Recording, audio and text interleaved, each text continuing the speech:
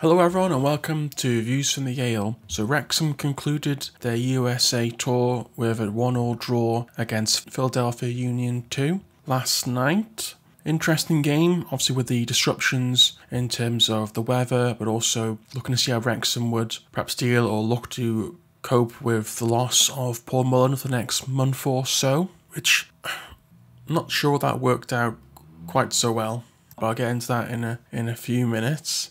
Obviously, if you are new around here, it'd be great if you could subscribe to the channel. That'd be greatly appreciated. Just going into the game itself, obviously we saw in the starting lineup, we had Lee up front with Derby, which didn't really appear to work too well. It was kind of a surprise. We weren't quite sure if he was going to change the formation a little bit. There was a funny thing with the commentators seemed to think we were going for a 4-3-3 with Boyle at left back and Mendy up front as part of the front three. Obviously, that wasn't going to happen with Parkinson playing a 5-3-2. It would have been interesting if he had changed it, put like a diamond in midfield, but that was a bit unrealistic with 1 week before the season starts. I mean, in terms of that first half, it did look like Philadelphia looked like a reasonable side. They did cause some problems in terms of a little bit of pace, but overall, I think Wrexham pretty cut well and got better as the game went on. Obviously, there was that early chance for Philadelphia Union where Foster made a double save to prevent them getting ahead, and I don't know if they scored early, how that would have affected things. But yeah, as it moved on, it seemed to Wrexham to get stronger and stronger. He did play Cannon in front of the defence in like a holding sort of position. I'm surprised he didn't have O'Connor there rather than Cannon. Switch the two around. But again, maybe it was like testing things out and trying things out because normally Lee would be in that midfield fray, so just trying it out really. I don't think we'll see that against MK Dons. I think we'll have Lee in the fray and probably Jones and O'Connor if I was thinking things out.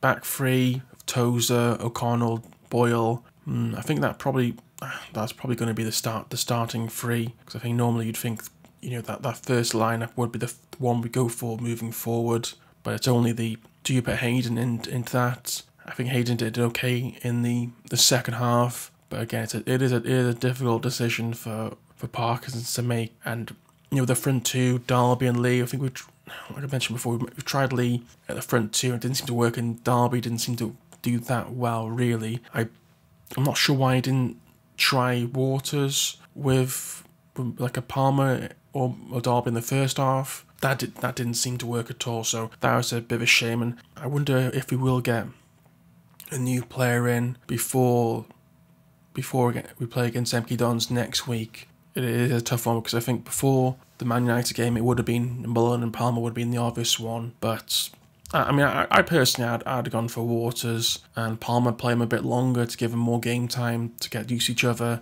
but well, what we're going to do. Obviously that 2-hour delay caused a bit of issues, and it was a bit too late for me really, so I decided it was probably best I went to sleep, and I caught it again this morning, and it wasn't. It was a bit of a dull affair really. I can understand that there was that 2-hour delay, changed things up, and of course the heavy rainfall did impact probably on the pitch itself and slowed things down. But there still was an opportunity for Wrexham to win it in the last minutes, but then again, Philadelphia Union also had a good opportunity earlier in half where they hit the post.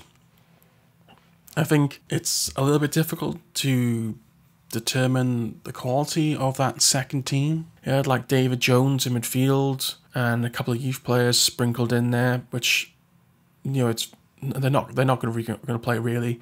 I think the problem was that Ford and Young weren't plugged in the squad. Young has actually gone back home due to personal reasons, no transfers, anything like that, and maybe Ford is injured as well. And there's also Tunnicliffe, who is injured also, so that's a bit of a concern. If those who were available, they'd have been in the squad and then playing instead of the youth players. I did think Hosan in the second half made a good 3 runs, and he could have an option. You'd obviously expect that Barnard would be the first right wing back, but it could be a good season for Hosan to try and push himself to try and challenge Barnett, because I think this is his last real chance. Fingers crossed for him. It would be quite nice to see. Perhaps he might get more opportunities in the cups when they come up, because against Wigan or in the trophy games that come up later on.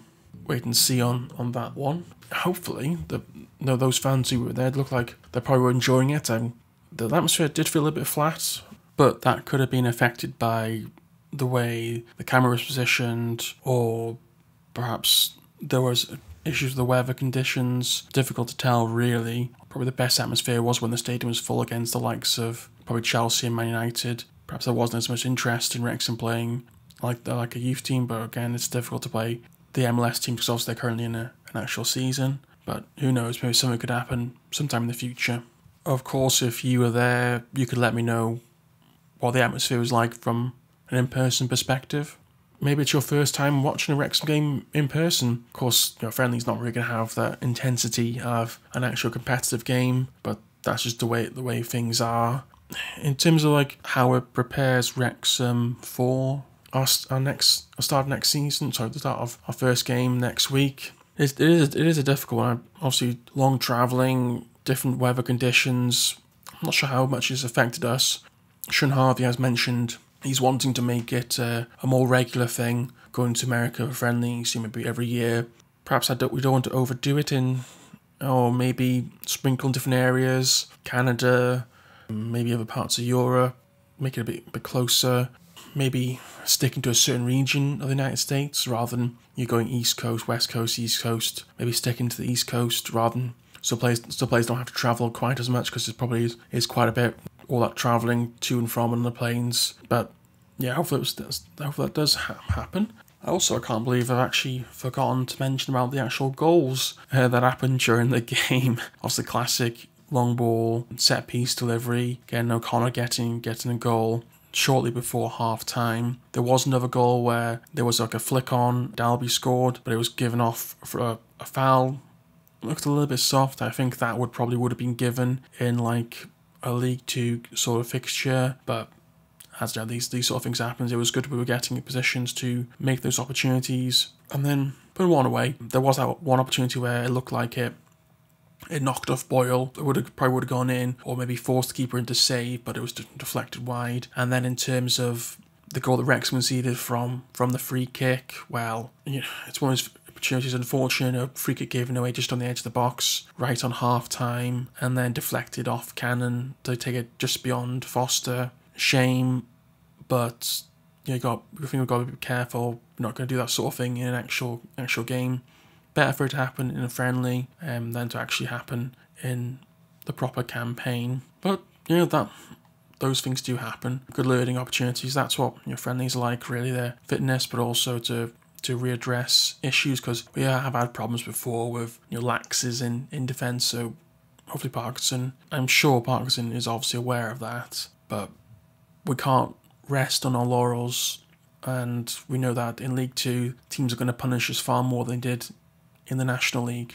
But thanks for taking time to listen to this. I'll be going through August's games pretty soon just to predict how I think Wrexham will get on, and also predicting where Wrexham will finish in the upcoming season. Obviously, if you did get this far, it'd be great if you could subscribe, and we'll chat to you soon. So very, very soon will be upon us for the start of the new season back in the Football League. So great to hear your thoughts on the game, or as well the overall tour in America, and hope to hear from you soon.